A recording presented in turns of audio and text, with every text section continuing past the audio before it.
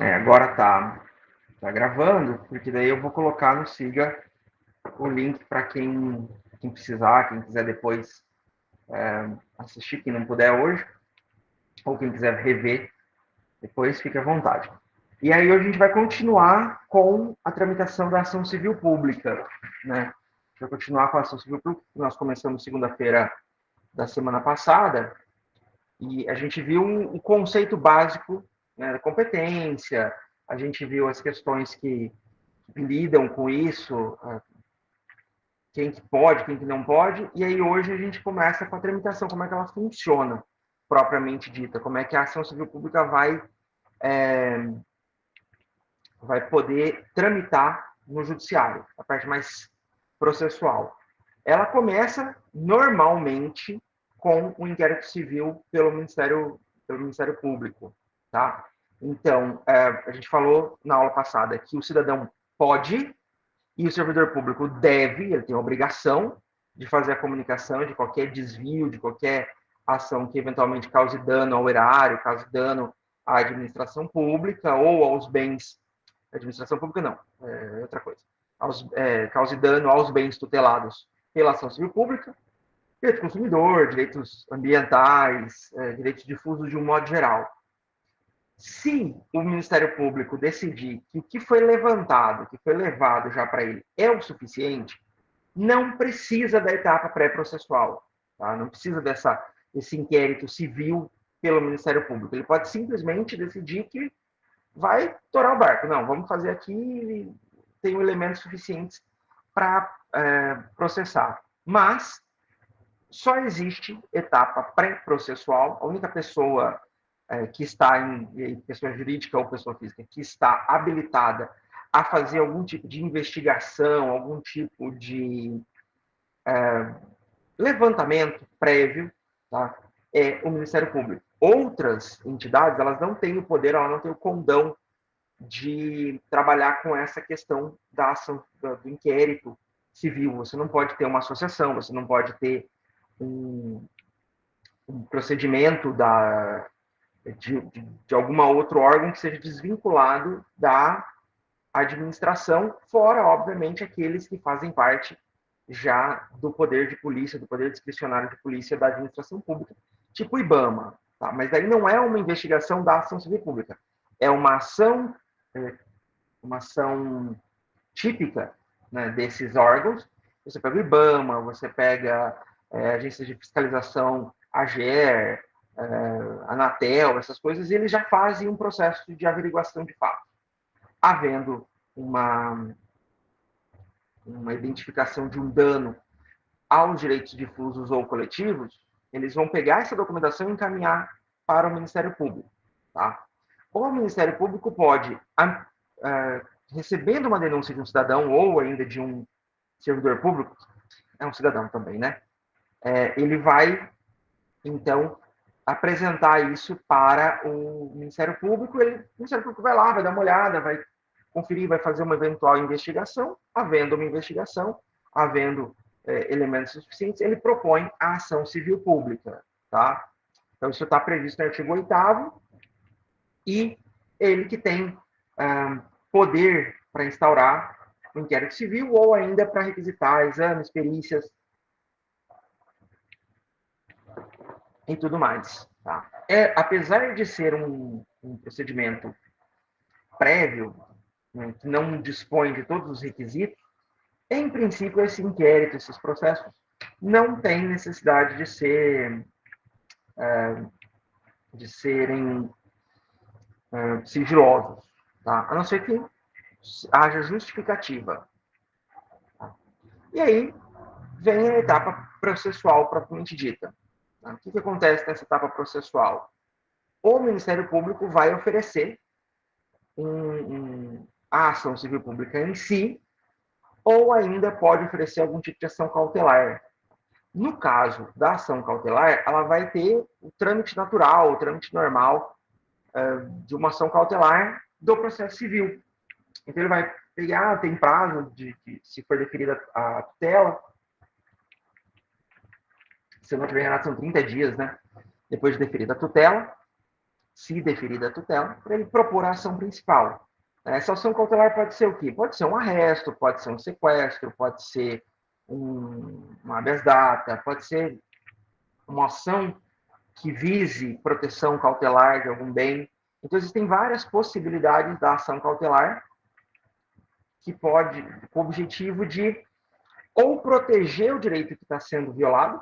Então, assim, é um direito consumidor, a propaganda é enganosa. Então, a ação cautelar vai no sentido de remover a propaganda para que não haja maiores lesões, não haja maior prejuízo para a sociedade. Ou ainda, no sentido de produzir algum tipo de prova prévia que poderia ser destruída no curso do processo. Tá? Então, são essas opções.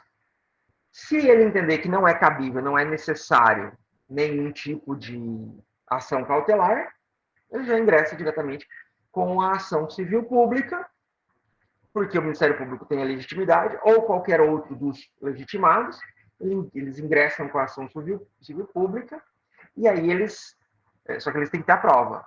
Né? Existe uma necessidade de prova pré-constituída, ainda que não seja impossível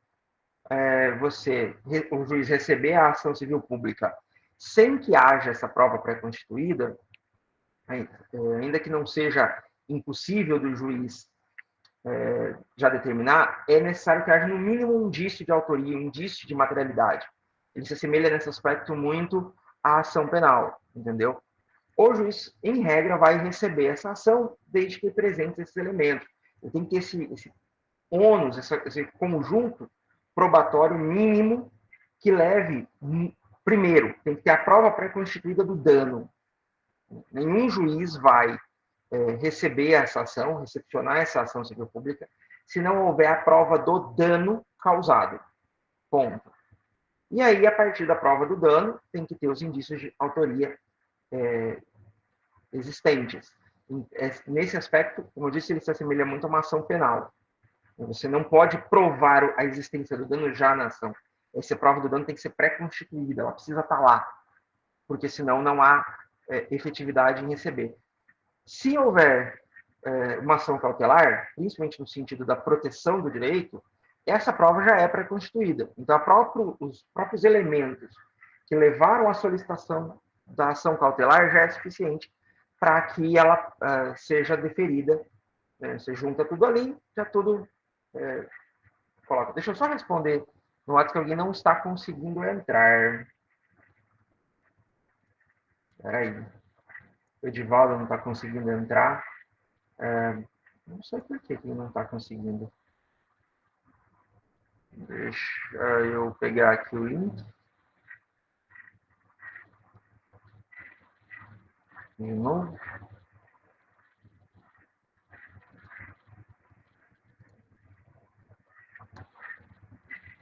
Bom, vamos ver se ele entra. Se não entrar, não tem muito o que fazer. Eu deixei aberta a reunião, não precisa nem fazer pedido de solicitação de entrada. Voltemos aqui. Tá. Tá aí a prova da ação, a previsão legal da ação cautelar. Pode ser ajuizada a ação cautelar para os fins desta lei, objetivando, inclusive, evitar dano ao patrimônio público e social, meio ambiente, consumidor, honra, Então, está na lei a possibilidade de ação cautelar, mas assim, mesmo que não tivesse, isso faz parte do processo civil como um todo. O Código de Processo Civil já permite isso. Feito isso, basicamente é um trâmite de uma ação civil comum. O juiz vai recepcionar essa ação, vai determinar a citação dos acusados, dos réus, né, dos requeridos, prazo para contestação, prazo para resposta, né, para impugnação, começa a fase de produção de prova, se já tiver as provas no processo, julgamento antecipado da lide, se for necessário o tipo de testemunhas, audiência, não é obrigatória a realização de audiência, tá? O juiz só vai determinar a realização de audiência de instrução se for necessária a auditiva de testemunhas, porque não há a necessidade na ação civil pública de ouvir as partes. As alegações das partes são feitas, são realizadas nos espaços escritos, tá? Seja nos memoriais, né, nas alegações finais, seja no, no, nas alegações iniciais, na petição inicial, contestação ou impugnação à contestação. Faz o despacho saneador, estabelece os pontos controvertidos, estabelece a existência ou não do dano, né, se a existência ou não de dolo, porque daí a ação civil pública ela vai ser limitada na questão da sentença, não só pela existência do dano, mas pela existência do dolo no cometimento do dano, do evento danoso. Não que não exista possibilidade de recomposição por evento culposo, tá? Não que não exista o feito sem a intenção, mas o nível, a gradação da punição vai ser determinada pela existência do dolo ou da culpa. Então, a partir do momento em que se estabelece dolo ou culpa, se estabelece também a gradação do dano, ok? Feito isso, as últimas alegações, qualquer coisa que tem que ser falada, eventuais discussões em sede, sentença. Tá? A sentença, ela precisa trazer aqui, os pedidos de obrigações de fazer, não fazer ou pagamento de indenizações. Tá? A sentença vai fazer coisa julgada erga omnes, tá? Ou seja, entre as partes, nos limites da competência territorial do órgão prolator, exceto se o pedido for julgado improcedente por insuficiente provas, em hipótese em que o legitimado poderá intentar com outra ação com idêntico fundamento valente de nova prova. O que esse artigo diz? Vamos por partes. Primeiro, a sentença faz coisa julgada, ponto, não se discute, com uma ressalva, que a gente vai ver. Nos limites da competência territorial do órgão prolator. Então, é aquilo que a gente falou. O limite da ação civil pública, ele está adstrito à competência territorial. Então, se o juiz, se é uma ação civil pública que tramita na comarca de Pontes de Lacerda, e o juiz daqui, de Pontes de Lacerda, prolata uma sentença, essa sentença vale para Pontes. Atravessou o limite, está ali em Vila Bela, essa sentença não tem valor. É necessário propor uma nova ação civil pública lá em Vila Bela. Então, os limites territoriais do órgão prolator, ou seja, aquele que determina, eles estabelecem os limites pelos quais a ordem vai ser cumprida. Tá? Mas é Justiça Federal, então. Ok, Justiça Federal, qual a competência? Tribunal Regional Federal da Primeira Região. Então, qual é a jurisdição, por exemplo, da subseção judiciária de Cáceres? É todo Cáceres e o oeste de Mato Grosso. Ok, então é nesse espaço. Então vai depender da competência, do limite territorial da competência que foi estabelecido pelo juiz prolator, pelo órgão prolator. Por que a gente fala órgão prolator? Porque se for uma ação, por exemplo, intentada diretamente contra o Estado, né, aí tem que ser já em segunda instância, vai ser direto no tribunal. Aí já não é mais um juiz, é uma turma composta por 3 desembargadores. Então, isso que na lei fala órgão e não juiz, porque pode ser um grupo de juízes, pode ser um grupo de julgadores. Ok? Beleza. Faz coisa julgada se for julgado procedente, transitou em julgado, acabou, ok? Ou se for julgado improcedente por ausência de dano ou por ausência de nexo de causalidade entre o acusado e a existência do dano. Então, não foi o acusado, não foi o requerido que cometeu o dano que está sendo julgado ali. Nestes dois casos, então ela faz coisa julgada e acaba, encerra a possibilidade de entrar com uma nova ação.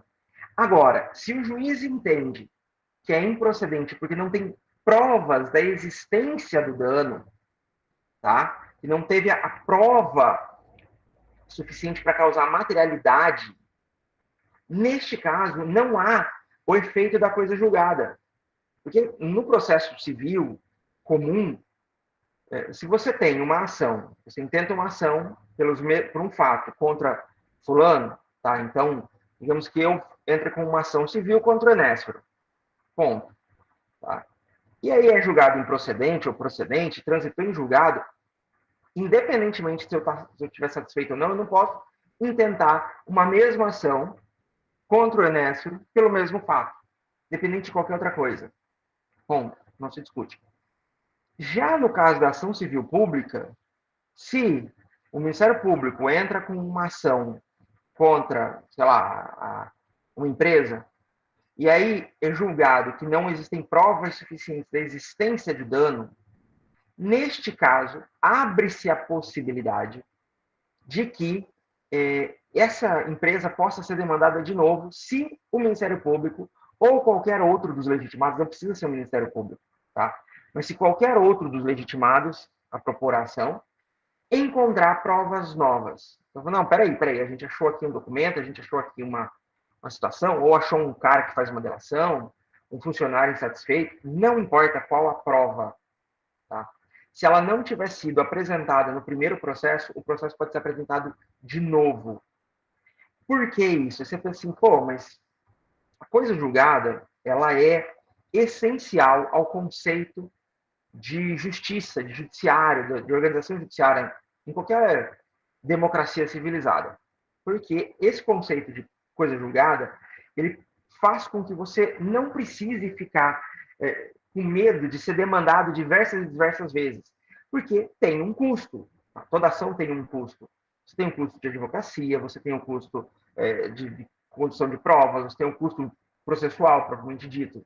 Bom, um perito, com levantamento de documentação, com tudo isso. E o custo pessoal, psicológico, quando é uma pessoa, principalmente, você tem um custo, fala, não, pô, tô aqui, de novo, a mesma coisa. Então, a garantia da coisa julgada é aquilo que permite ao cidadão falar, não, olha, acabou o processo, não tem que mais me incomodar com isso aqui. Porém, contudo, não obstante, mas, quando a gente fala de ação civil pública, nós estamos tratando de defesa do coletivo, defesa da coletividade, defesa do social, defesa de todo mundo. Tá? Uma defesa que atinge um grupo grande de pessoas. E aí vale a máxima de que o coletivo se sobrepõe ao individual. Então, a necessidade de apuração, a necessidade de proteção dos direitos de defesa dessa coletividade, ela se encontra numa posição mais importante, numa posição mais relevante do que a posição do indivíduo que eventualmente possa ser demandado. Então, nesse caso, a ação civil pública ela permite a possibilidade de um reingresso de ação pelos mesmos fatos, desde que haja prova nova. Então, tem um motivo, tem uma justificativa para entrar. Tá? Não é assim, não, peraí, eu acho que o Ministério Público falhou aqui, eu estou entrando, eu sou uma associação de defesa do meio ambiente, o Ministério Público não abordou aqui um tema, eu acho que é relevante, talvez isso convença. Não, não é assim. Tá? O processo tem que ser julgado improcedente, sem haver provas, né, por ausência de provas, e aí, havendo provas novas, é que eu posso ingressar de novo com essa ação. Então, isso é importante, estabelecer essas duas questões. Aí tá, sentenciou, ok, cumpriu, recurso. Não existe um recurso específico na Lei 7.347. Então, não tem um recurso que seja especial, um recurso individualizado para a ação civil pública. Então, nesse caso, usa-se analogia, não é nem analogia, na verdade, né? Na ausência de uma regra específica, você aplica a regra geral, que é a regra do Código de Processo Civil. Então, cabe a apelação. Tá? Da apelação, cabe o efeito suspensivo, tá? Se, eventualmente, for evitar um dano irreparável à parte. Ou seja, só cabe efeito suspensivo da sentença se a parte recorrente dizer, olha, se essa sentença for aplicada agora, Isso vai causar um dano e este dano é irreversível. Ok?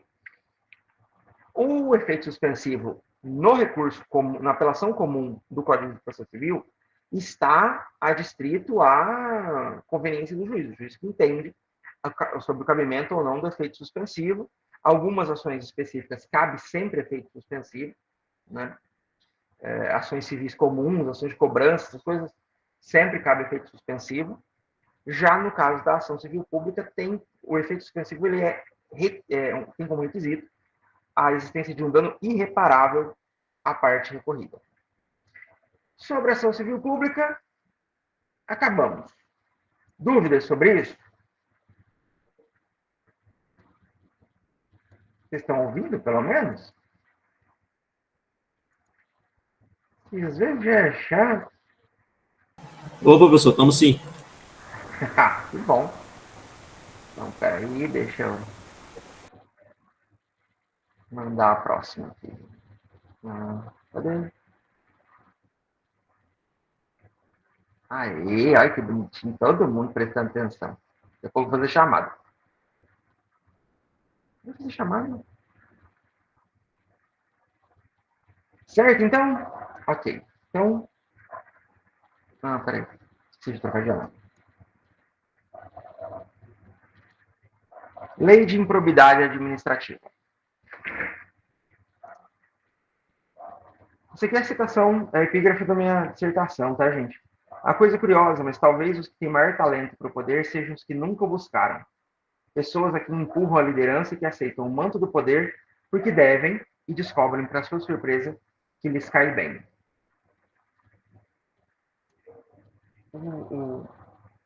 Por que essa citação? Por que especificamente falar sobre o poder?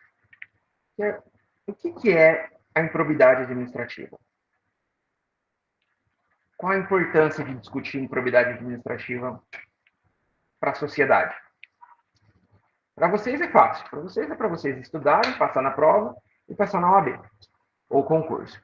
Mas para a sociedade como um todo, por que a gente precisa do estudo da improbidade administrativa?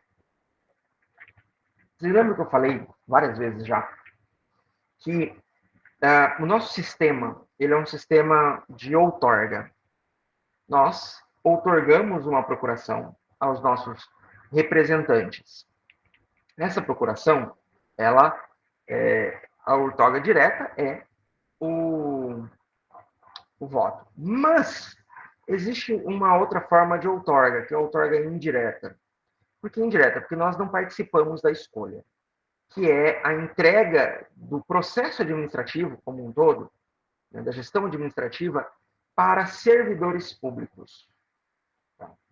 E aqui o conceito de servidor público é muito amplo. Ele engloba o servidor público de carreira, tá? O funcionário público tradicional, passou no concurso, o temporário, aquele que passou num seletivo e tem um tempo de trabalho, como eu. O eletivo, claro, que foi eleito. Aquele que é contratado de concessionário, ou seja, que ele tem uma função pública, apesar de estar vinculado a uma empresa particular, mas ele tem uma função pública. Aquele que contrata com o serviço público, que é a empresa ou aquele indivíduo que contrata para prestar serviços para a população. E por que a gente tem que estudar isso? Por que isso é tão importante?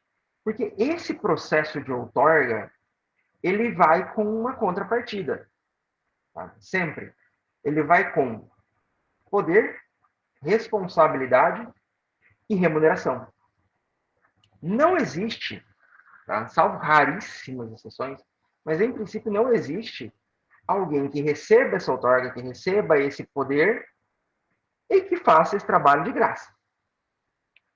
Mas tem o prefeito que abdicou do salário. Problema dele. Tá? Ele está recebendo por isso. E o que ele faz com o dinheiro dele é problema dele. Tá? Quem não recebe, quem é voluntário. Tá? Então, assim, quem de fato, e que não ganha nenhum benefício. Assim, tirando pessoas que fazem trabalho voluntário, que não são muitas também, e trabalho público voluntário, basicamente você tem o jurado. Tá? Porque o jurado, ele vai lá, ele é convocado, ele não recebe, ele trabalha o dia inteiro e ele não ganha uma folga, uma gratificação, mal ganha um obrigado do juiz no final do júri. Tá? Nem o trabalho na justiça eleitoral é completamente gratuito, porque você ganha folga do seu trabalho particular para fazer. Então, nem você tem essa remuneração, tem esse retorno da sociedade. E esse retorno social, ele é muito importante para que você estabeleça os mínimos requisitos, o mínimo de noção de trabalhar, de lidar com o que é público. Então, toda vez que você trabalha com o que é público, esse trabalho vem carregado dessas responsabilidades. Você não pode atuar dentro da esfera pública, dentro da esfera social, desrespeitando a sociedade, as regras mínimas impostas, desrespeitando os princípios da administração pública, porque são esses princípios que norteiam toda a sociedade, logo tem que nortear mais ainda o indivíduo que representa o público. E a improbidade administrativa, ela é o cometimento de atos ilícitos que importam no descumprimento desse regramento, dessas noções de conduta que devem permear o trabalho do servidor público. Tá? Então, é preciso estudar isso e é preciso entender essa noção. O servidor público, ele não é aquilo que a gente fala, é um empregado não, ele é um empregado do Estado, ele obedece ao chefe dele.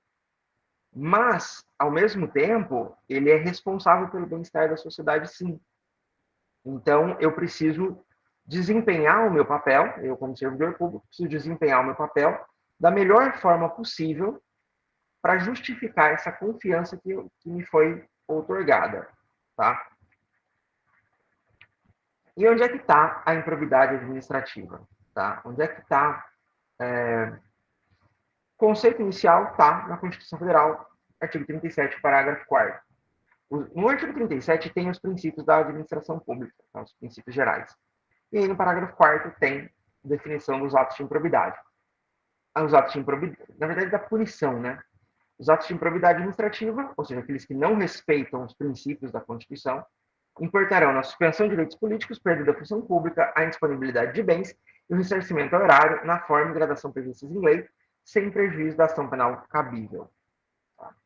Lembra que eu falei para vocês que é a questão do bis in idem? Então, aqui existem duas possibilidades. Tá? A pena, tá? Essa pena decorrente de alguma situação, alguma circunstância, e a indenização, tá? O processo indenizatório, que vai ser disponibilidade de bens, ressarcimento, tá? Aquilo que não é decorrente de uma ação penal, de uma condenação penal, tá? Pode ser buscado numa ação de improbidade administrativa. Não cabe, em tese, tá? Você cumular as mesmas penas. Tá? Agora, vale lembrar que existem algumas possibilidades. Por exemplo, a perda da função pública, ela é um ato, uma punição inerente à perda, à condenação criminal. Tá? Todo mundo que é condenado criminalmente, eventualmente vai perder a função pública. É possível perder a função pública pela improbidade administrativa antes da penal? Sim. Sim. Tá? Porque você tem um processo diferente. A suspensão de direitos políticos é uma pena? É uma pena. É possível a perda 2 vezes? Não, porque é um direito só. Mas é possível penas diferentes?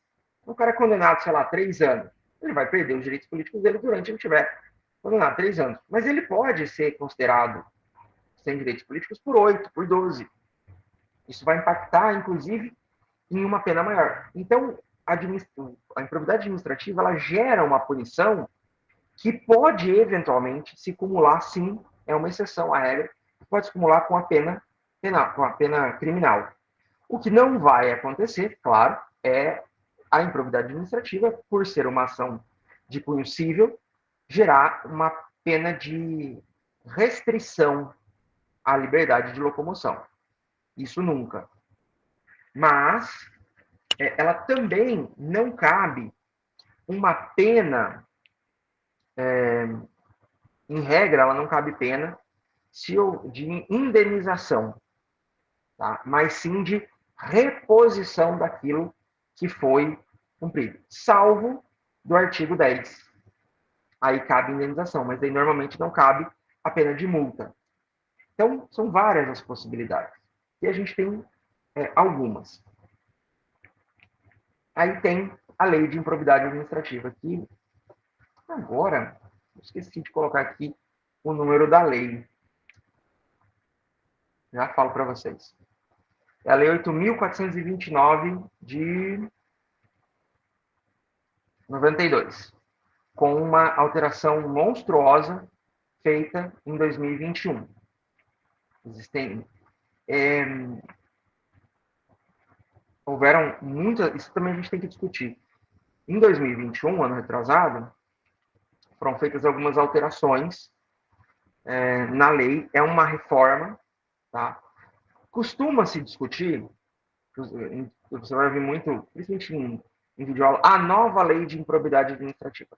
Não existe uma nova lei de improbidade administrativa. A lei ainda é a 8.429, tá? Vou colocar aqui no chat para vocês não se perderem. 1429. Mas o que existe é só uma lei que foi brutalmente alterada ao longo de 2021, tá? Com a Lei 14.230. Essas alterações, elas trouxeram algumas mudanças que a gente precisa discutir. Tá? Uma das principais mudanças está no conceito do dolo. Então, vamos lá. Ó. O sistema de responsabilização por atos de improbidade administrativa tutelará a probidade na organização do Estado e no exercício das suas funções, como forma de assegurar a integridade do patrimônio público e social nos termos dessa lei. Ok, beleza, feito tranquilo. Consideram-se atos de improbidade administrativa as condutas dolosas, tipificadas no artigo 9º, 10 e 11 destas leis, ressalvados tipos previstos em leis especiais. Aí, tá, vamos lá, para vocês terem ideia. Eu vou compartilhar e ver se vocês conseguem ler, porque está tarjado.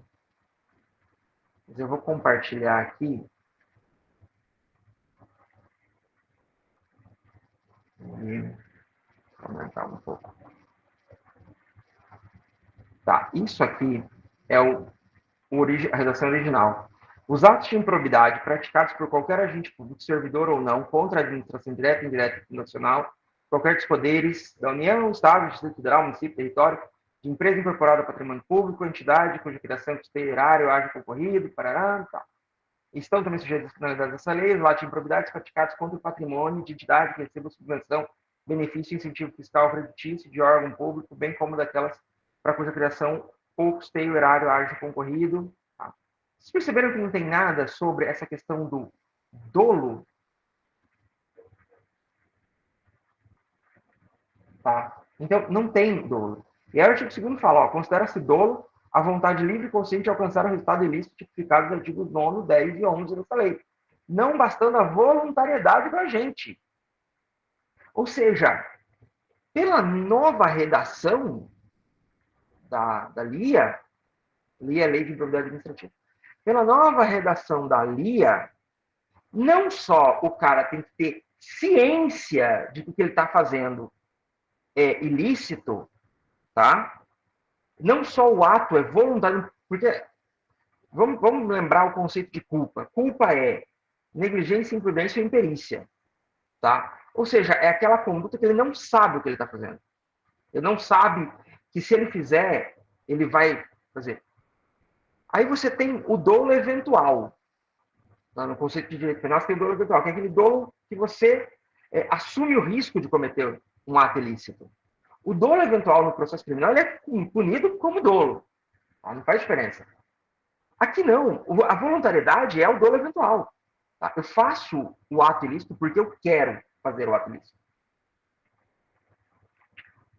Tá? Eu cometo um ato sabendo que de repente, eu posso alcançar mas eu não me importo, eu assumo o risco.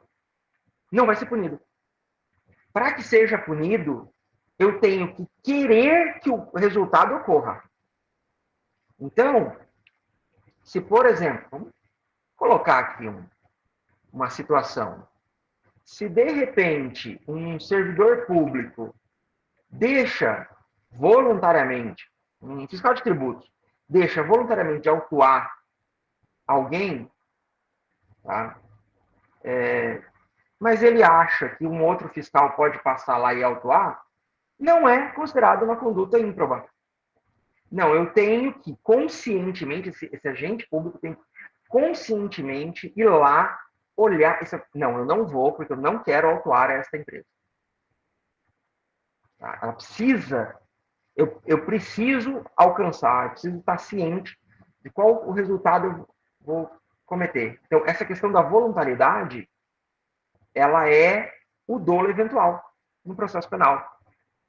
Tá? Então, você tem aquele dolo direto. Lembra? Vocês estudaram isso já em direito penal? Já, né? A questão do Assim, dolo. professor. Hã? Já. Então, é isso. É o dolo direto. É aquele dolo que a pessoa sabe o que vai realmente fazer. E aí, fica muito, muito fácil você julgar, você questionar, porque como é que você vai definir se o cara sabe ou não? Basicamente é confessar. Tá? Ele tem que ter produzido prova de que ele sabia o que ele estava fazendo.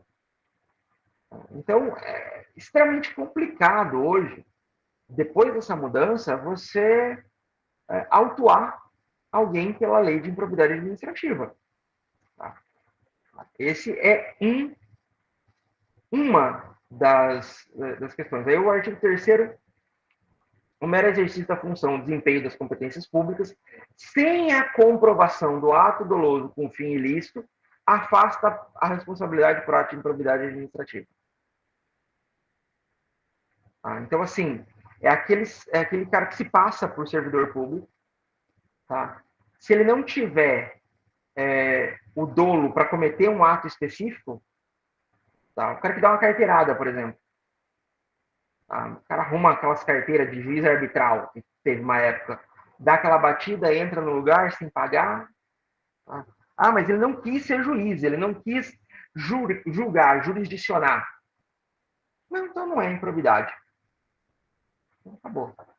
Porque o exercício de função pública sem a competência para tanto é um ato de improbidade. Mas só se você tiver o dolo. Então, isso acaba complicando, né, a estrutura do processo de improbidade administrativa. Tá? E o que são atos de improbidade? São aqueles que violam a probidade na organização do Estado, no exercício das suas funções. Esse Estado aqui é o Estado lato sensu, não é o Estado administrativo, né? Não é o Estado-município, é o Estado conceito estatal mesmo. No exercício das suas funções, a integridade do patrimônio público e social dos poderes executivo, legislativo e judiciário, bem como da administração direta e indireta no âmbito, aí sim, União, Estados, municípios e Distrito Federal. Então, o que é o ato de improbidade? É aquele que viola a probidade. Meio repetitivo? Altamente. Tá? Mas é aquele ato ímprobo, é aquele ato ilícito, é aquele ato... E aí, ele não é só ilícito, ele também pode ser o imoral. Tá? Porque é aquilo que não condiz com o conceito de probidade. É aquilo que não condiz com a ideia de você ter um regramento, você ter um respeito para com a sociedade. Quem está sujeito aos efeitos da LIA? Tá? Aqueles que... Aqui não fala, na verdade, mas quem está sujeito? Servidores, ponto. Servidores efetivos, servidores contratados, interinos, temporários, servidores eletivos, então está sujeito a atos de improbidade prefeito, vereador, governador, que estão ocupando um cargo temporariamente mediante mandato eletivo, servidores de concessionárias de serviços públicos, prestadores de serviço para a administração pública e qualquer entidade privada que receba dinheiro, tá? Dinheiro de forma direta ou não. Então, subvenção, benefício, incentivo fiscal, creditício, tá? De qualquer ente público. Ou seja, está sujeito a um ato de improbidade administrativa a empresa que comete atos ímprobos e recebe isenção fiscal para ser instalada. Então, digamos que, sei lá, a MAGE recebe uma isenção fiscal para instalar um silo aqui em Ponte Lacerda. Então, vai receber a Coca-Cola em Várzea Grande. Recebeu durante anos, acho que já acabou até, isenção fiscal de praticamente todos os impostos municipais. Enquanto perdurava essa isenção fiscal, os atos que ela cometia poderiam ser tidos como ímprobos. A responsabilidade por improbidade administrativa, ela é pessoal. Empresas podem ser acionadas? Podem, mas mediante representação pessoal. Tá? Então, quem vai responder é o CEO, o presidente, o proprietário, é quem manda na bagaça. Tá? Independentemente de integrar a administração direta, são sujeitos de sanções, qualquer um que concorra para o prejuízo, tá? do erário do poder público. E aí aqui, esse prejuízo, ele vai em duas frentes, tá?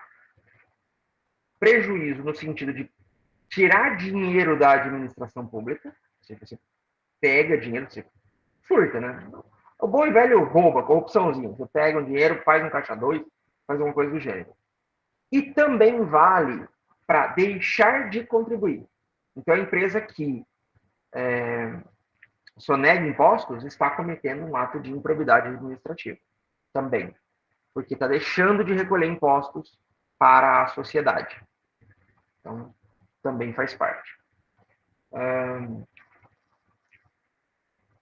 Aqui, esse aqui é legal. Para efeitos dessa lei, se considera-se agente público ou agente político, que é o eletivo, servidor público, todo aquele que exerce aqui transitoriamente ou sem remuneração, por eleição, nomeação, designação, contratação, qualquer outra forma de investidura ou vínculo, mandato, cargo, emprego ou função nas entidades referidas no artigo 1º dessa lei. Ou seja, qualquer um que trabalhe de alguma forma dentro do âmbito administrativo. Tá? No que se refere a recursos de origem pública, sujeitos às sanções previstas nesta lei, o particular, pessoa física ou jurídica, que celebra com a administração pública, convênio, contrato de repasse, contrato de gestão, termo de parceria, termo de cooperação ou ajuste administrativo equivalente. Ou seja, celebrou qualquer tipo de negócio jurídico com a administração e, de alguma forma, ou tirou dinheiro, ou evitou que o dinheiro fosse repassado, tá? É passível de sofrer as sanções da lei de improbidade administrativa. Tá? Na própria lei, na própria lei, na lei 8.429. Tá? E, por fim, também são aplicáveis para aquele que, mesmo sendo agente, induza ou concorra dolosamente para a prática de atos de improbidade, ou seja, o cara que ajuda o ímprobo a cometer um ato de improbidade. Foi para vocês que eu falei do caso da servidora do TJ de São Paulo, né? Que passou a mão numa grana federal. Foi sim, professor. Então, eu falei para vocês também que ela depositou dinheiro na conta de parentes e vizinhos.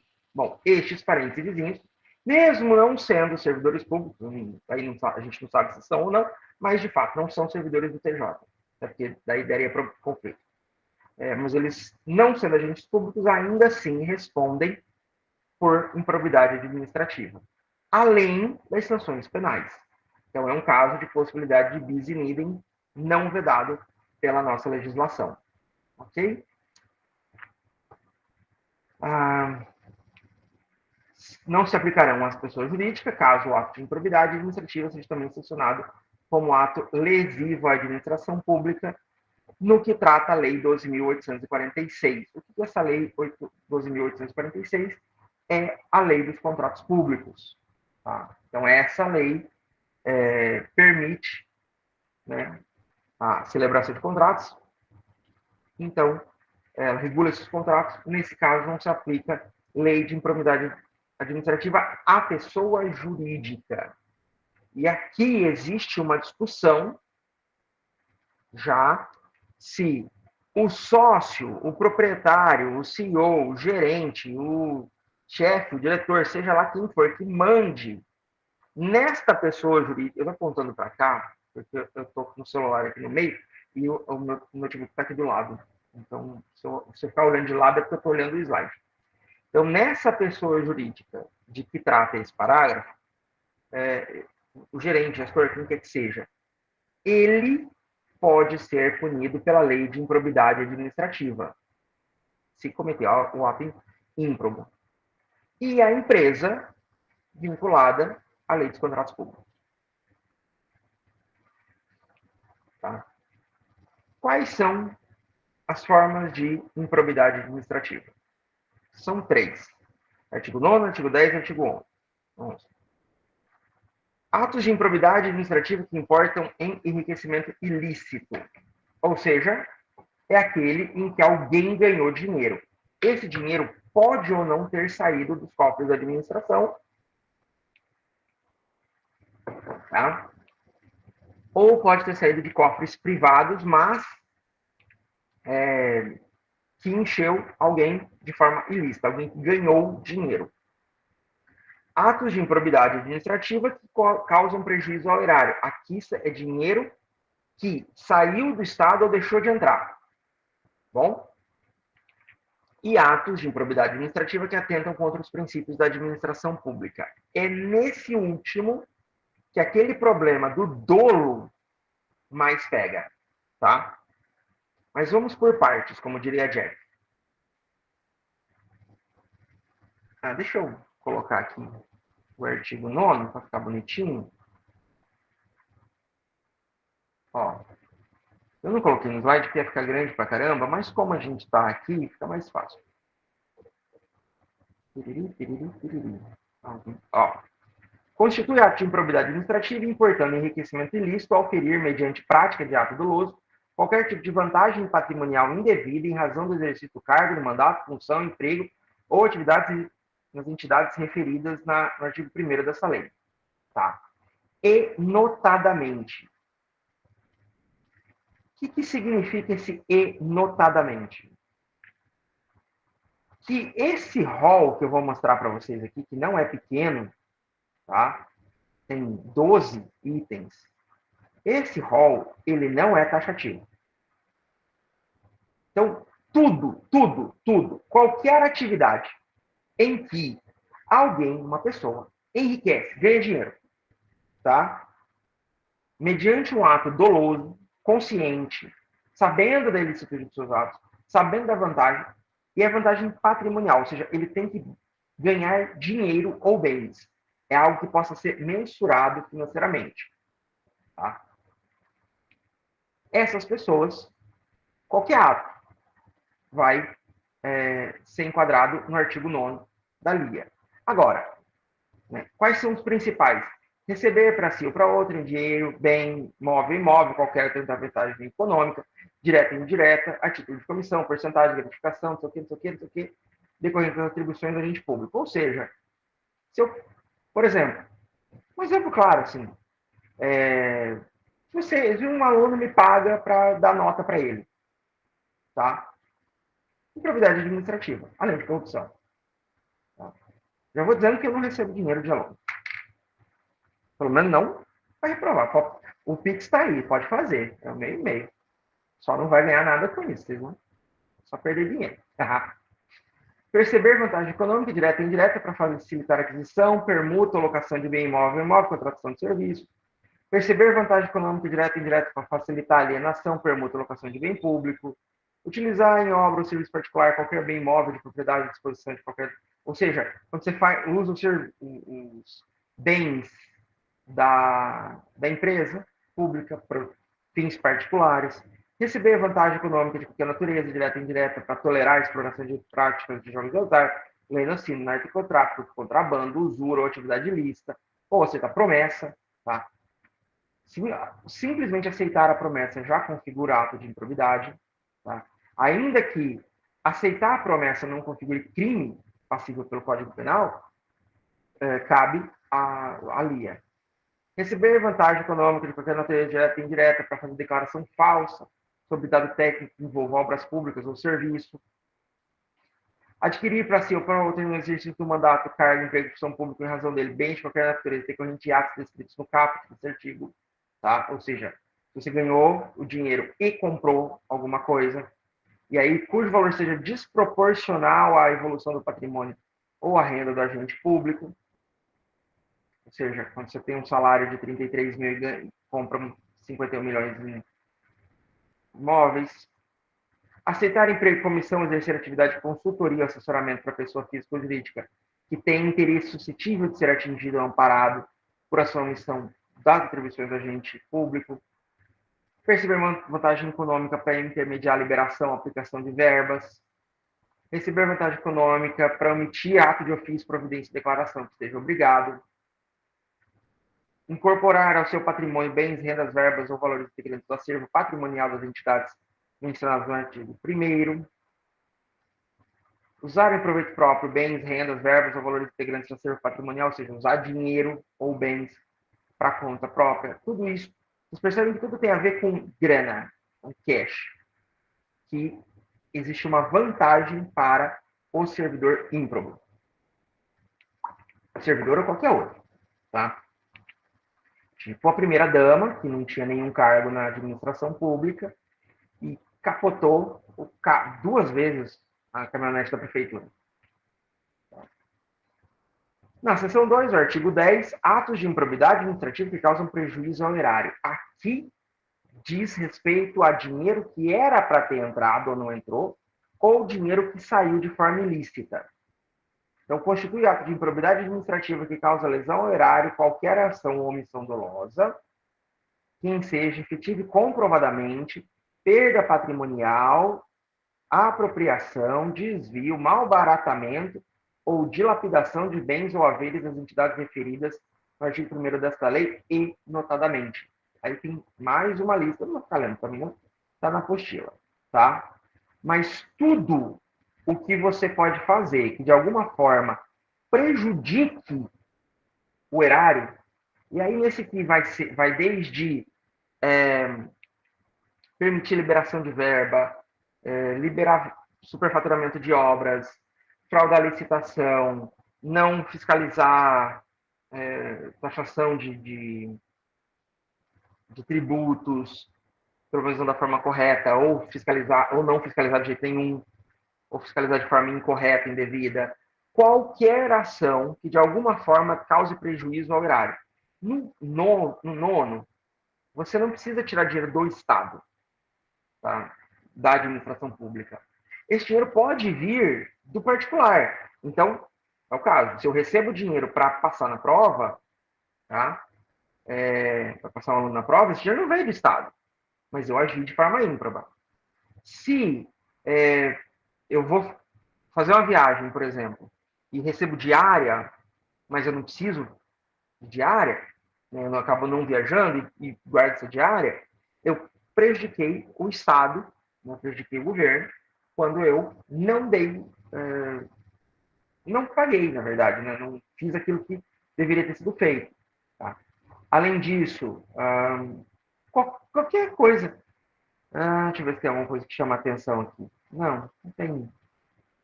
Ordenar despesa, liberar verba pública, celebrar contrato que não tenha os cumprimentos mínimos de funcionamento, celebrar parceria que imponha um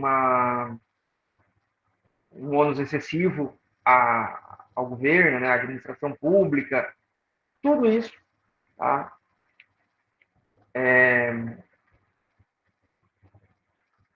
Tudo isso vai ser tido como dano ao erário público.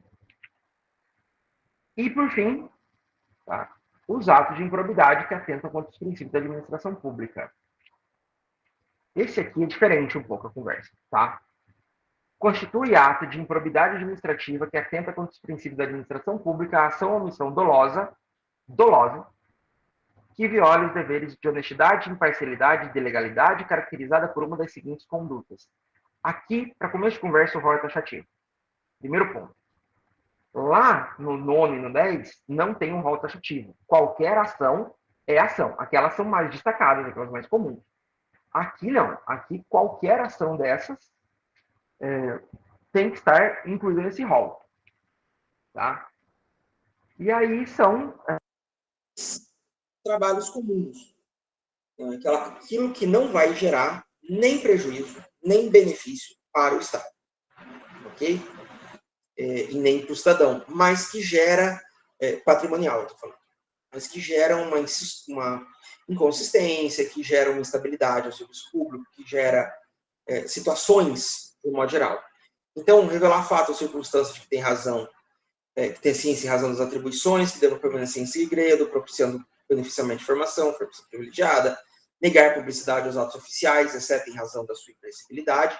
Então, quando você nega a publicidade, salvo se for sigiloso, frustrarem ofensa à imparcialidade, caráter concorrencial de concurso público, de chamamento de procedimento licitatório, com vistas à obtenção de benefício próprio, direto ou indireto de terceiros, deixar de prestar contas quando seja obrigado a fazê-lo, revelar ou permitir que chegue ao conhecimento de terceiro antes da divulgação oficial, medida política ou econômica capaz de afetar a mercadoria, bem ou serviço, descumprir as normas relativas à celebração, fiscalização e aprovação de contas de parcerias firmadas, nomear cônjuge, companheiro ou parente em linha reta colateral para afinidade até terceiro grau, inclusive da autoridade nomeante ou do servidor, da mesma pessoa jurídica investida em cargo de chefia. Isso aqui é, como fala, nepotismo, tá?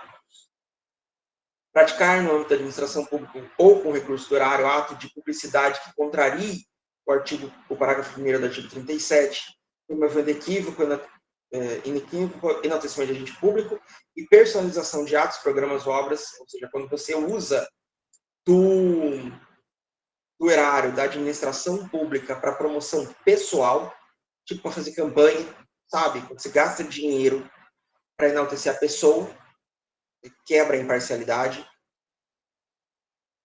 Nos termos da Convenção das Nações Unidas contra a Corrupção, haverá improbidade administrativa na aplicação desse artigo quando for comprovado na conduta funcional do agente público o fim de obter o proveito ou benefício indevido para si ou para outra pessoa ou entidade.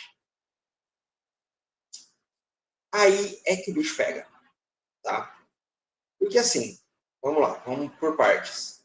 Artigo 9º. Artigo 9º, tranquilo, tá? Ganhou dinheiro, esse dinheiro é ilícito. Ato de improbidade. Não tem muito o que discutir. Porque como é que você vai exigir uma grana para mexer num concurso público, ou mexer numa licitação, ou para fazer sem saber que aquilo ali é ilegal? Claro que você sabe. Está ganhando dinheiro. Dinheiro não vem do seu salário. É difícil você provar a ausência de dolo nesse caso. Nesse caso, inclusive, cabe aquela pena... que está aqui no próximo slide, né? Eu vou falar das penas, então, depois que eu voltar para esses slides. Então, muito difícil não saber. Improbidade administrativa que causa dano ao erário. Também, mesma coisa. Difícil você dizer que você não sabe. Difícil você dizer assim, não, eu mexi aqui, eu liberei uma verba, eu celebrei... Claro que sabe, tá? Agora, que atentam contra a disposição da administração pública, tá? Não, eu não sabia. Não, eu não tinha como saber que era isso. Eu não sabia que era sigiloso. Eu não sabia que tinha que publicar. Eu não sabia que não podia contar para o outro. Eu deixei escapar, foi sem querer. Foi sem querer. E aí? Como é que você prova? Vai ficar... A gente não tem detector de verdade, de mentira ainda, né? Não pode usar o... Como é que é o nome daquele negócio? Polígrafo? Ou seja, a alteração de 2021 basicamente matou o artigo 11, tá? Porque, assim, basicamente, se você não tiver uma mensagem de WhatsApp dizendo, olha, tá aqui, ou uma prova inequívoca, uma gravação, alguma coisa, esquece. Tá? Não vai caber. Então, é um problema que foi criado a partir da mudança, né, na reforma da lei de improbidade administrativa. Mas, enfim, né? Isso é uma das coisas que mais causou discussão em relação a isso, inclusive. Aí, quais são as penas previstas na lei de improbidade administrativa? Depende do ilícito cometido, tá?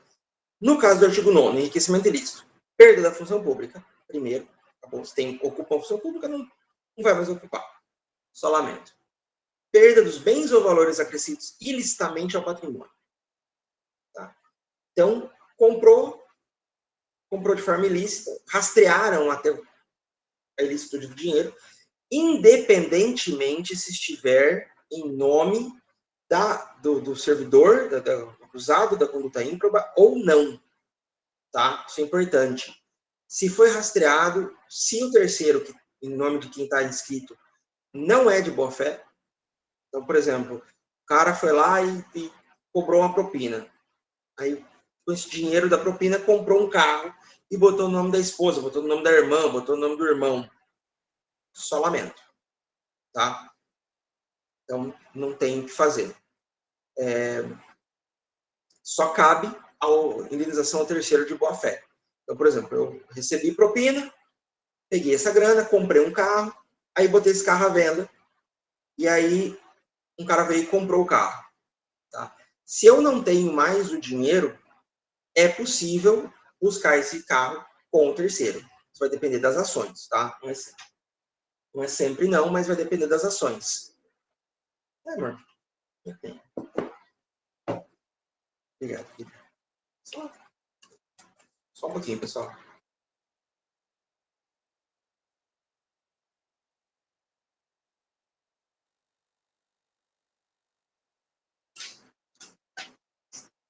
Só meu amorzinho aqui dentro de mim, trazendo uma aguinha gelada para mim. Vantagem de dar aula em casa, né?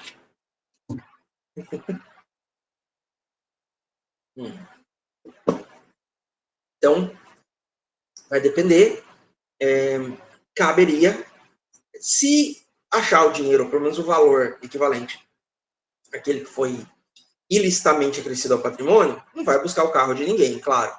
Mas se não localizar, é possível que este carro adquirido, ou principalmente o carro foi ganhado já, eu recebi como propina um carro. Um carro, por exemplo. E aí eu vendo esse carro. Esse carro era de patrimônio do cara que me corrompeu. Então, o Estado, o Ministério Público pode buscar, o Judiciário pode buscar esse carro, cabendo ação de ressarcimento ao terceiro de boa-fé, que comprou esse carro na inocência. Tá? Suspensão dos direitos políticos por até 14 anos. É o limite máximo, 14 anos. Não passa disso, mas pode ser menos. Tá? Em regra, normalmente é 4, 6, 8 anos, uma coisa assim. Multa civil equivalente ao valor do acréscimo patrimonial. Então, é possível que seja, além da perda desse bem, desses valores, seja punido, e aí vai depender do caso, do tamanho do dolo, do tamanho do prejuízo, do dano, e também da capacidade patrimonial, que estabeleça uma multa civil que tem como teto aquilo que foi acrescido, foi provado, tá? Ter sido acrescido ilicitamente ao patrimônio. Tá? E aí é importante deixar claro, tá? É aquilo que foi acrescido ilicitamente ao patrimônio. Então, recebi 100 mil de propina. Peguei e enfiei tudo num investimento. E aí, esse dinheiro que rendeu. Tá? Esse dinheiro que rendeu, ele é de origem ilícita. Tá? Então, vamos dizer que rendeu aí 50%. Então, tem 150 mil no investimento, foi adquirido, a origem desses 50 mil de juros é ilícito. Esse 50 mil vai ser perdido também. Agora, quanto que eu acresci no meu patrimônio? Quanto que eu coloquei? 100 mil. Então, a multa civil é no máximo de 100 mil. Ok? Então, tem essa pequena diferença. Então, aquilo que foi acrescido, foi melhorado, foi de forma ilícita, claro, né? Então, por exemplo, ganhei 100 mil, aí eu vou lá e compro sei lá, uma caminhonete de 200. Tá? Os caras podem pegar minha caminhonete? Podem, mas é só 100 mil que é ilícito. Os outros 100 mil eu fui lá e paguei. Provavelmente estou pagando ainda. Então, quando for fazer a amortização, a conta, tem que devolver 100 mil para mim. Além disso, proibição de contratar com o poder público ou receber benefícios ou incentivos fiscais ou creditícios, direta ou indiretamente, pelo prazo de até 14 anos. Isso aqui é uma furada, tá? Porque, basicamente, quando se trata de empresa, é que vai ter essa proibição de contratar. Se a ação de improbidade administrativa ela vai direto na pessoa, no indivíduo, ele só precisa não ser o sócio principal. Tá? Ele só precisa não ser, não está na empresa, o nome dele. Só ser ou se, quando é diretamente pela empresa, é só preciso que seja um outro CNPJ. Então existe, mas não existe. Tá? Ok. Prejuízo ao erário público. Artigo 10. Perda dos bens ou valores acrescidos ilicitamente ao patrimônio, se houver. Tá? Porque pode não haver.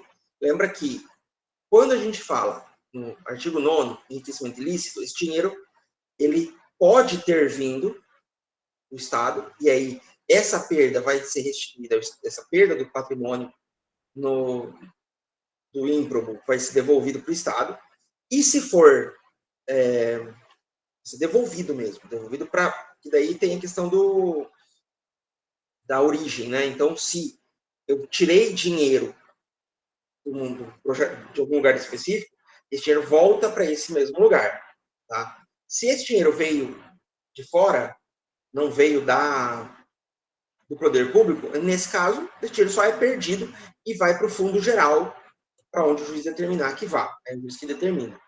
No caso do prejuízo ao erário, sempre saiu dinheiro.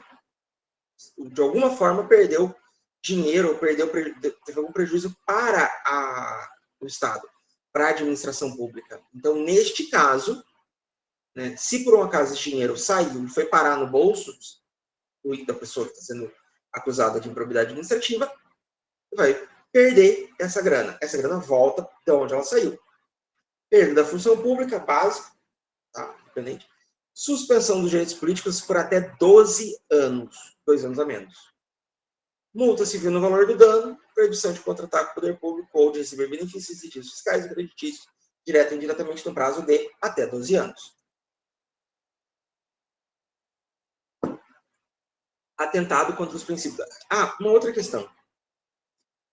Nos dois primeiros, como a gente está falando de dinheiro, eu disse pessoas que não são da administração pública podem ser imputados. Tá? Pessoas físicas ou jurídicas, de acordo com a circunstância. O artigo 11, não. O artigo 11 é só para quem está desempenhando função pública. Seja ela de forma direta, seja ela de forma concessionária. Então, ele perde. Então, obrigatoriamente, ele tem que ter vínculo com a administração pública. E aí, nesse caso, quais são as penas? Multa de até 24 vezes o valor da remuneração percebida pelo agente. Tá? Então, vai ver quanto que ele ganhava, multiplica por 24, até 24, vai depender do juiz. E proibição de contratar com o poder público ou de receber benefícios incentivos fiscais ou creditícios direto e indiretamente no prazo de até 4 anos. Tá? Além disso, cabe ainda a perda dos direitos políticos, em todas elas, tá? Por até 8 anos. Como é que faz? Bom, quem tem legitimidade para propor a ação de improbidade administrativa é o Ministério Público, na função de guardião do poder público que a gente já falou sobre ela anteriormente. Tá? Mas qualquer pessoa pode representar junto a alguma autoridade, seja ela do próprio governo, o Ministério Público, o Tribunal de Contas ou a Administração Superior imediato para a instauração de investigação administrativa. Essa investigação administrativa é a sindicância ou processo administrativo. Tá? Em se tratando de algum dos ilícitos cometidos dentro previstos na LIA, esse PAD, esse processo administrativo, não vai gerar uma punição imediata, fora a suspensão, uma punição definitiva. Ele vai gerar em base para ser mandado para o Ministério Público. Ok? Por quê? Porque se for um ato ilícito previsto na LIA, a administração não tem competência. Isso tem que ser julgado por um juiz.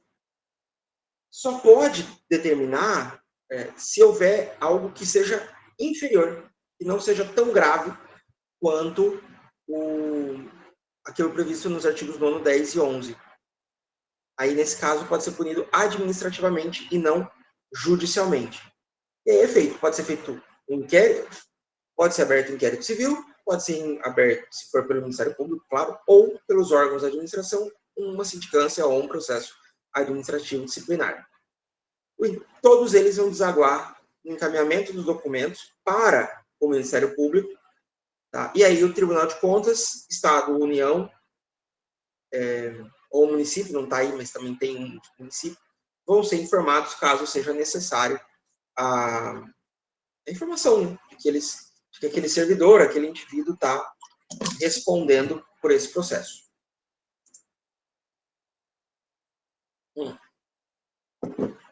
Feito isso, não tem muito o que fazer. Petição inicial. Tá. Petição inicial, no mesmo sentido da ação penal, no mesmo sentido da ação civil pública. Tem que ter um conjunto probatório mínimo, tem que ter indícios mínimos de autoria. Você não pode entrar com uma ação de improbidade administrativa sem indicar um réu, sem indicar um requerido. E você não pode sem prova pré-constituída do dano. Então, o dano tem que estar ali. Então, cumpre ao Ministério Público provar no curso do processo nexo de causalidade e aí, desde 2021, dolo específico, dolo direto. Tá? Parágrafo 6º. A petição inicial observará o seguinte: individualizar a conduta do réu, apontar os elementos probatórios mínimos que demonstrem a ocorrência das hipóteses dos artigos 9º, 10 e 11 e a sua autoria, salvo impossibilidade devidamente fundamentada. Será instruída com os documentos ou justificação de que contém os indícios suficientes da veracidade dos fatos do dolo imputado e com razões fundamentadas da impossibilidade de apresentação de qualquer dessas provas. É necessário ter a justa causa. É necessário ter um mínimo de lastro probatório. Tá? Indícios mínimos de autoria, tá? E comprovação de que existe a prática da conduta ímproba, a prática do dano. Tá? Nesse caso, não é tão importante, como eu disse, você já trazer a prova do dolo. Você vai deixar, pode ser deixado para o processo, para o curso do processo.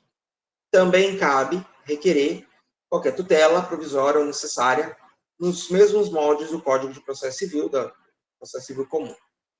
Tá?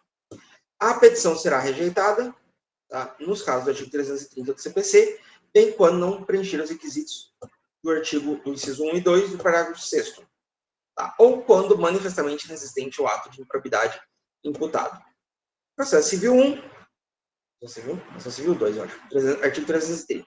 Será indeferida a petição inicial quando for inepta, quando não atendidas as prescrições do 106 e do 321, que é quando causar falta pedido ou causa de pedir, pedido for indeterminado ou não ter uma lógica na narração dos fatos. Aí, beleza. Presentes os requisitos, o juiz manda notificar. Tá? Isso aqui, importante. Não manda citar. Não foi recebido ainda. Tá?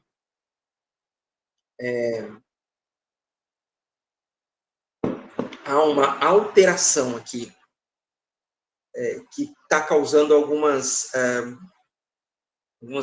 questionamentos, tá? Mas, antigamente, era só notificado. Não havia a citação. Eu notificava, respondia, fazia uma defesa prévia, e aí sim o juiz recebia. Com a mudança no Código Civil, e aí se entendeu pela linha de normalizar todos os processos. E aí ele passou, então, a incluir notificação e excluir a citação do processo judicial da lei de improbidade, da ação de improbidade administrativa. Então, já é para contestar, não é para apresentar defesa prévia. Então, é como se fosse, de fato, uma citação.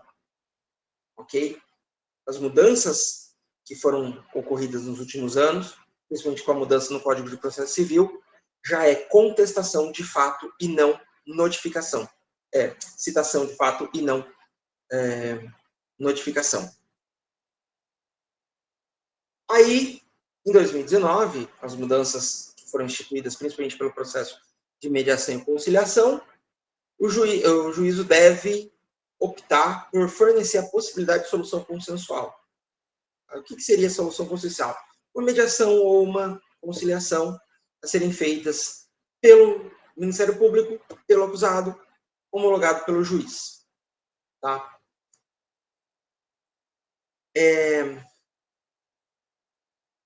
Pelo Código de Processo Civil, o prazo de contestação começa a correr depois da realização da audiência de conciliação ou mediação.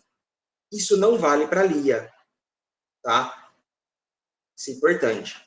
Se houver a possibilidade, ou seja, se o Ministério Público oferecer, ou se a parte levantar essa hipótese, as partes vão requisitar para o juiz. E aí, se feita a requisição por uma das partes, tá? Interrompe o prazo por até 90 dias. Qual que é a diferença de interromper e suspender? Vocês já devem saber, quando suspende, para a contagem e recomeça onde parou, quando interrompe, começa do zero. Então, aqueles 30 dias, havendo a interrupção, vão começar a mais 30 dias. Ou seja, na prática, vai ter aí na faixa de... Pode chegar a ter 150 dias. Tá? 150 não, 149. Porque você, no último dia, você protocola um pedido, o juiz manda suspender, interromper o prazo, marca uma audiência, que daí vai depender da pauta da audiência, marca a audiência de conciliação, né? Se por um acaso o Ministério Público ou outra parte falar que não tem interesse, aí o juiz pode deixar de designar. Tá? E aí ele manda recontar o prazo. Interrompido, começa do zero, começa tudo de novo. O Ministério Público poderá, conforme as circunstâncias concretas, celebrar acordo de não persecução civil, que é algo, desde que isso é obrigatório no acordo. Integrar o ressarcimento do dano, se houver, e reversão à pessoa jurídica lesada da vantagem indevida obtida, ainda que oriunda dos agentes privados. Tá, beleza. E se não tiver prejuízo nem vantagem, que é os casos do artigo 11. Nesse caso, o Ministério Público pode fazer uma composição de penas pecuniárias, uma multa civil, ou penas não pecuniárias, ou um TAC, ou um termo de ajustamento de conduta, ou algo do gênero. Tá? Mas é aquilo. Temos o artigo 11, às vezes até vale a pena fazer o termo, mas você pode provar, é difícil provar a existência do dolo.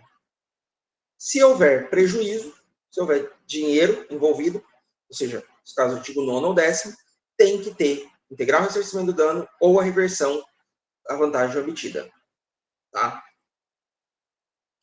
Também depende para a celebração do acordo. Não pode ser esse acordo feito só entre as partes. A oitiva do ente federativo lesado, tá? Essa oitiva pode acontecer antes ou depois da propositura da ação. Em geral, vai ser depois. Tá? Ministério Público e homologação judicial. Ok? Dúvidas sobre até aqui? Não, né? Deixa eu ver. Tá. Não tem algum acordo. Tá. Alguém levantou a mão? Não, professor, foi sem querer. Eu ia ligar meu Pode falar, telefone para dizer que não tenho dúvida e apertei a mão. Ai, meu Deus, atrapalhando a aula. Peraí que eu não tô te ouvindo. Mais alguém não ouviu a Jaqueline ou só eu? Só o senhor, professor, que não ouviu. Não era nada, não, Tá me professor. ouvindo? Eu não tô ouvindo a ninguém. Ah, legal.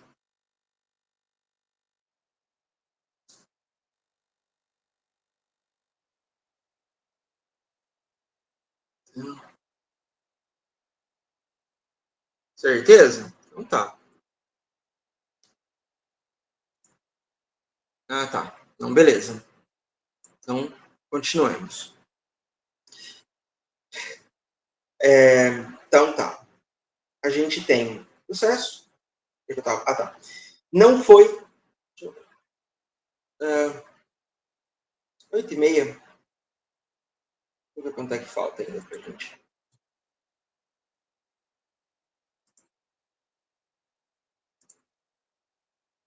Calma aí.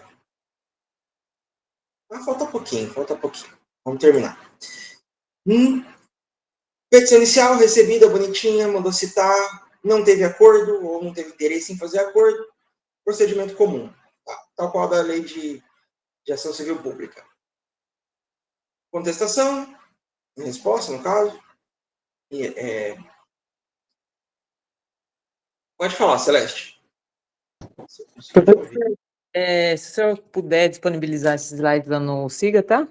É bom para a gente fazer revisão. Peraí, eu vou ter que trocar esse negócio, porque eu acho que meu fone acabou a bateria.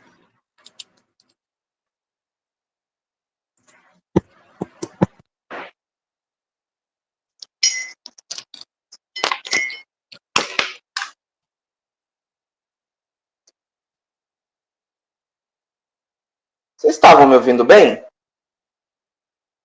Sim. Então, não sei qual foi a crise aqui. Eu troquei de fone. Às vezes o fone de ouvido fiozinho é mais confiável. Eu não te ouvi, Celeste. Fala de novo, por favor. Se o senhor puder disponibilizar, o senhor colocou a apostila lá simplificada, né? Se eu puder disponibilizar esses slides, é bom para a gente fazer revisão. Então, beleza, já coloco. Então, aí tá. Não tendo acordo, ou não sendo proposto acordo, ação, tá? Prova, tiver todas as provas. Se não tiver prova testemunhal, não precisa de audiência, né? Se não tiver provas a ser produzidas em audiência, tudo documental, já pode mandar direto. Vai para a sentença. O que a sentença precisa ter? Além daquilo que já está no Código de Processo Civil, de modos precisos, os fundamentos que demonstram os elementos, ou seja, a existência do dano, tá? da conduta delituosa, as consequências daquela conduta, tá? E ainda é interessante considerar os obstáculos e as dificuldades reais do gestor e as exigências das políticas públicas a seu cargo, sem prejuízo dos direitos dos administrados das circunstâncias práticas que houverem imposto limitado ou condicionado à ação do agente. Então, ele vai analisar contexto. Tá? Essa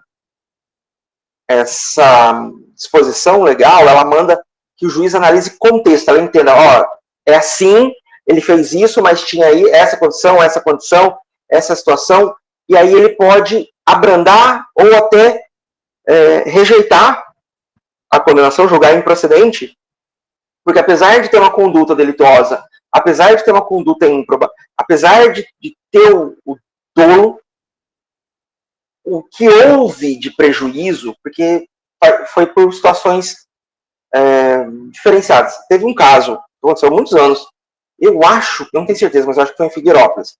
Um prefeito respondeu a um processo de improbidade, foi condenado, porque ele desviou dinheiro dentro do orçamento. Mas o que ele fez? Teve um incêndio grande numa escola, queimou a escola inteira, ele precisava reformar a escola e comprar materiais novos, ele pegou dinheiro de outras áreas sem a autorização da Câmara, ele simplesmente foi lá e comprou, e dane-se. Foi provado que o valor que ele pagou era mais baixo do que os valores que foram levantados em licitações anteriores. Foi provado que nada do dinheiro foi utilizado fora do recurso da própria administração pública, ou seja, ele usou todo o dinheiro, mas ele entrou, assim, desviou verba de uma secretaria, de várias secretarias, de várias lotações, para aquela situação emergencial, sem a devida autorização legislativa.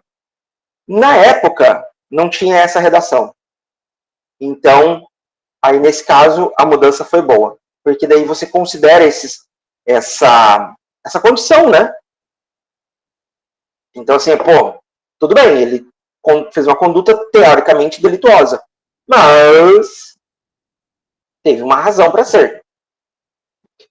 Também, para a aplicação das sanções, ele tem que considerar os princípios da proporcionalidade, razoabilidade, a natureza, a gravidade e impacto da infração, extensão do dano, proveito patrimonial obtido se tiver, circunstâncias agravantes ou atenuantes, atuação da agente em minorar os prejuízos ou as consequências advindas da sua conduta, os antecedentes do agente, e considerar ainda a dosimetria das sanções relativas já aplicadas, que é o caso da possibilidade da ação penal ou outras ações, inclusive administrativas, a fixação das penas para terceiro, quando for o caso, na sua atuação específica, tá?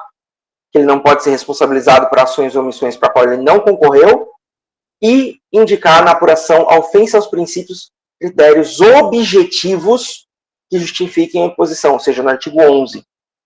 Então ele tem que ser claro no que foi, quais são os princípios que foram ofendidos e em qual tamanho, tá? Aí, só para a gente dar uma continuada, também tem a questão da prescrição. Tá? A nova lei, ela estabeleceu um novo regime de prescrição para a improbidade administrativa. O problema é que criou-se a prescrição principal e a prescrição intercorrente. Tá? O que é essa prescrição intercorrente? Ela se aplica também a outras circunstâncias, no caso, por exemplo, da execução fiscal. Mas a prescrição intercorrente, basicamente, eu vou deixar para explicar semana que vem, depois da prova. Não vou deixar cair, não. Vou encerrar por hoje, porque senão a gente vai muito longe e extrapola o horário da nossa aula. Eu não sei se vocês vão ter outra aula síncrona igual essa, tá bom? Então a gente vai até a sentença. Deixa a prescrição para a semana que vem. Pode falar, Jaqueline. A prova vai até sentença semana que... Peraí, quando que é a prova? Até a sentença. Semana que vem, segunda-feira. Semana que vem já é prova, então a prova vai até sentença. Beleza, professor. Beleza? Ó, não faz cara de susto não, porque de volta fez cara de susto, vai estar marcado desde o primeiro dia de aula, tá? Ai, professor, é que todo mundo adiou as provas, só o senhor não adiou. Mas por que queria adiar a prova? Se já era para semana que vem? Não tá certo, é porque nos outros teve alguns contratempos, né? Acabou não conseguindo concluir. Pois é, mas a gente tá com tudo certo. É porque se eu não der a prova semana que vem, aí eu só vou conseguir dar a prova... Ai, não tá abrindo meu calendário aqui. Se eu não conseguir dar a prova semana que vem, eu só vou conseguir dar a prova em outubro. Por causa melhor, porque senão vai acumular com todas as outras provas. É melhor. Pois é. Porque daí eu só vou conseguir... quer ver? Porque semana que vem de 18, e dia 25 já é a semana da semana jura, eu não vou dar prova nessa semana, não daria. Só em outubro, só dia 2. Putz. Aí já tem o trabalho para o dia 9. Dia 9 não, para o dia 16. Aí fica muito encavalado. Mas fiquem tranquilos, a prova semana que vem é tranquilinha, tá? Fiquem... Tá bom, professor, a gente tá na faculdade, a gente tem que se ferrar mesmo, não tem problema. Não é assim. Fiquem tranquilos. Nossa, Vinícius? motivacional. Oi, pode falar, Vinícius. Ô, professor, você falou sobre a questão dos que vai poder consultar no material. Seria qual o material exatamente? Esses slides? Olha, seria a apostila. Aí foi aquela apostila que você falou para a gente imprimir, né? Isso. Ok, beleza. Aí vocês têm as duas versões, vocês decidem qual que vocês querem. Se quiser a reduzida, beleza. Só que, como eu disse, tá? Não pode ter anotações. Beleza. Grifo com marca-texto, beleza. anotação escrito, não. Tá em PDF, então vocês não vai ter problema. Ela tem que ser impressa, não pode ser, como é que fala, digital, porque daí teria que ser no computador, no notebook, então não dá certo. 10 questões objetivas, cada um vale um ponto, tô vendo essa história de Snapper, sem muita dificuldade, tá? Tem muito o que falar na prova, não.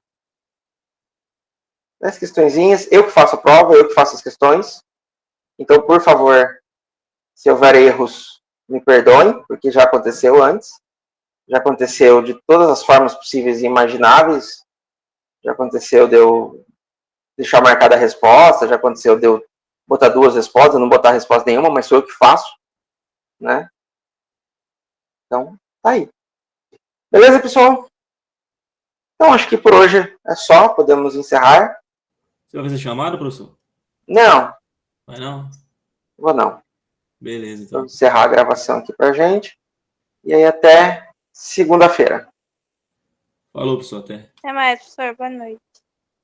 Boa noite. Até mais. Boa noite, professor. Boa noite.